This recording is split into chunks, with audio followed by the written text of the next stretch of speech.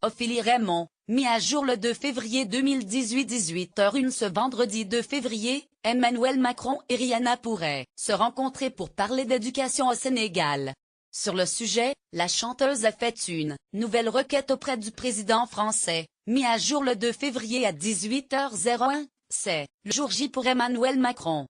Il va présider la 3e édition du Partenariat mondial pour l'éducation, avec le chef d'État Macky Sall, avant de faire une visite officielle du Sénégal. La chanteuse mondialement connue Rihanna devrait assister à la conférence. Rien n'est officiel, mais Emmanuel Macron et Rihanna pourraient donc se retrouver ce vendredi 2 février. En effet, le président français a prévu de faire étape au Sénégal pendant 2 jours, lors de sa visite en Afrique, où la chanteuse a elle aussi fait savoir qu'elle serait présente dans le pays, à la même date. Le 1er février, la chanteuse a interpellé Emmanuel Macron sur Twitter au sujet de la conférence qu'il présidera et demande directement au président s'il est prêt à engager l'argent de la France pour l'éducation de demain. Merci à Emmanuel Macron d'avoir intensifié la conférence de reconstitution des fonds du Partenariat mondial pour l'éducation. La France va-t-elle engager 250 millions pour l'éducation demain? A-t-elle tweeté hier soir. L'objectif global est de récolter 3 milliards de dollars d'ici 2020 pour aider plus de 60 pays en développement à financer leurs programmes d'éducation, rappelle l'OP. En juillet dernier, Emmanuel Macron s'était engagé auprès de Rihanna à augmenter le montant de l'aide au développement française, précise RTL.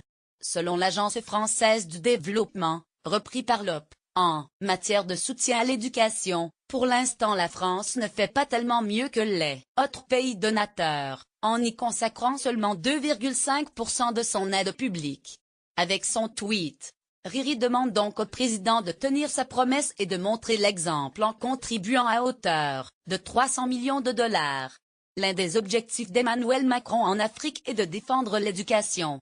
Vendredi matin, le président français a inauguré en compagnie de Macky Sall et du président de la Banque mondiale Jim-Yong Kim le collège Bel-Air.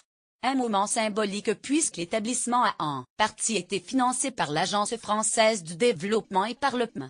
Certains pensaient que Rihanna ferait la visite avec le président, mais une mobilisation contre sa venue a empêché la chanteuse de se rendre au collège.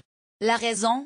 Plusieurs associations religieuses sénégalaises l'accusent de faire partie des Illuminati et d'être venue au Sénégal pour une rencontre avec des francs-maçons et non pour promouvoir l'éducation.